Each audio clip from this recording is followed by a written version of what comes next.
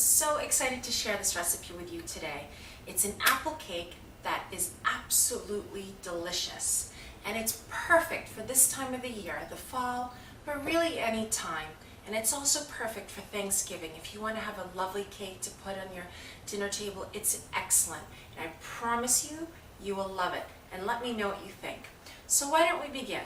First, what you're going to need to do is take 1 cup of walnuts, and you're going to put it on a roasting pan like this, or cookie sheet, however you like it, with some aluminum. And you're going to put it in your oven for about 5 to 7 minutes. Keep your eye on it at 325 degrees. You don't want it to burn. You want to just keep your eye on it. Once you start to smell it, or once it looks like it's changed color a little bit, that's enough. Take it out and then allow it to cool. Once your walnuts have cooled, we're going to take them on over here, and we're going to put them in this bowl. And to that, we will add 3 cups of cut apples. Now, let me just talk about what kind of apples. I never like to stick to one type of apple when I'm making apple desserts. I feel whatever is in my refrigerator is good enough for my dessert. So, I have a Honeycrisp, I have a Granny Smith, and I have a Macintosh. So it is nice if you can, in this recipe, get an apple that's a little bit tart. It'll give it some flavor, and I like to mix it with the sweetness of the Macintosh. So basically, you end up with a delicious cake. So I'm going to take our 3 cups of apples, and to this we will add 1 teaspoon of cinnamon and 2 teaspoons of vanilla.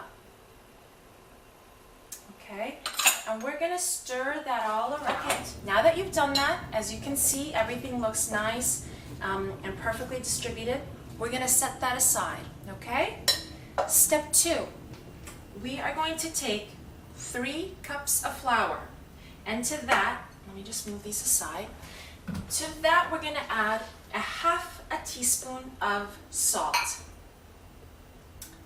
and 1 teaspoon of baking soda. And you're going to just mix it around. Now, I'm going to take another big bowl. And to this big bowl, I am going to add, let's put our sugar first, 1 cup of white sugar. And then 1 cup of brown packed sugar. See how it's packed? Put that in. 3 eggs. And by the way, after you've done roasting your walnuts, keep your oven on, because the cake is going to cook at 325 degrees as well. So you need it preheated, keep it on, and you're all set. And then to that, we're going to add 1 cup of oil. If you've seen my recipe for coconut bread, I get extremely excited when a recipe, a dessert that's truly delicious, calls for oil. And as little as 1 cup, it's amazing because it's very rare. Most of the delicious cake recipes, cookies, brownies, whatever it may be, they call for butter, and a lot of butter, and it makes it taste phenomenal. And this cake you'll enjoy with only 1 cup of oil. So now we're going to take I like to call this my 1970s mixer, and we're going to mix this all around. And now we're ready to add some flour to this mixture. Okay, so this is what our flour and our eggs and our sugar look like. It looks, like it's quite dry, but that's okay. It's going to be perfect. Okay, now that you've mixed everything together, now we take our apples and walnuts, and we are going to put it in there. Shut the mixer off, by the way. We don't need that anymore because it's not going to move. It's not going to mix at all, I should say. And you don't really need it when you're adding small bits like this. Take a fork, take a spoon, take a spatula, whatever you're most comfortable with when you're mixing this. I use a spoon, and just manually mix it around. Make sure everything is mixed in well. So now this is what our cake batter looks like. Everything has been mixed and it looks really dry and really stiff. But like I said, it's perfect. So now what we need is our pan, what we're gonna cook it in. It's a 10-inch tube pan, looks like that, and it's got a removable bottom.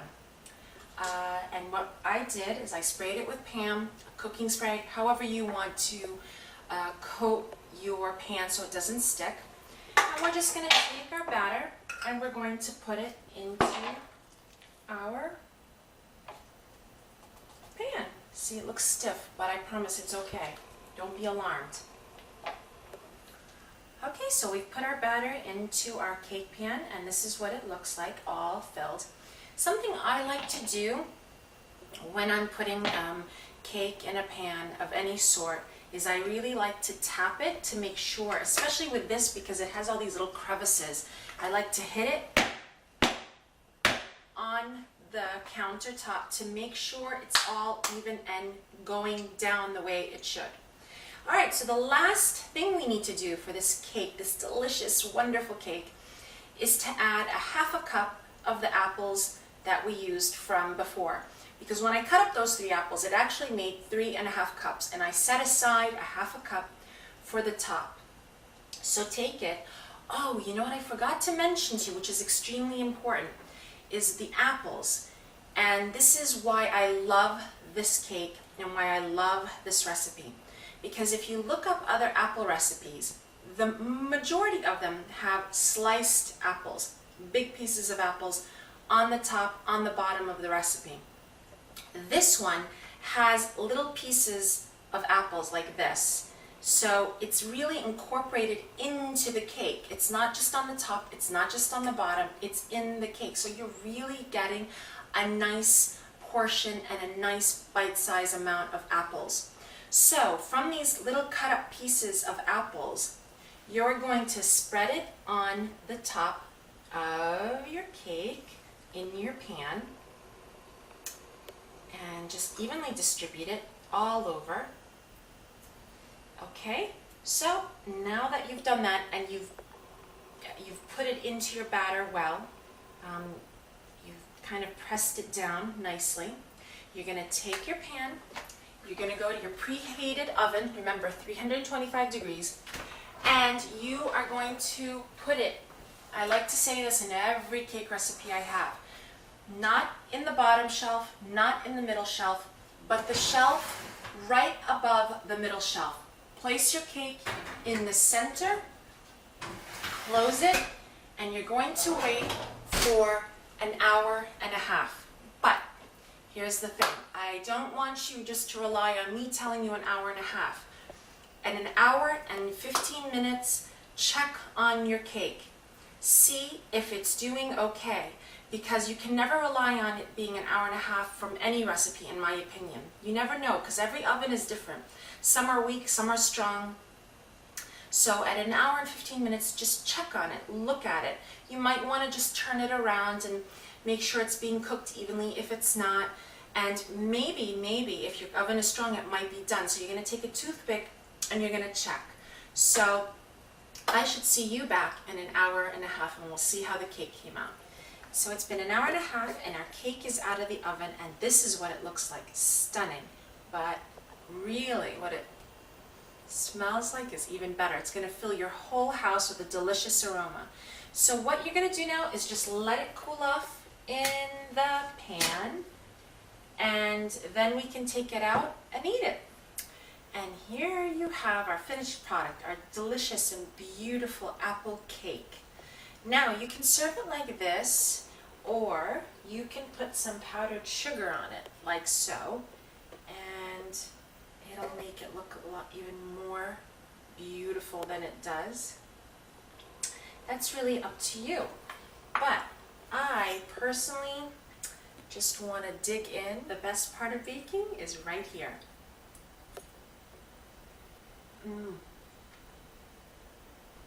Trying the finished product, and it is delicious. I hope you love it. I hope to see you again on Eating with Arula. Bye-bye.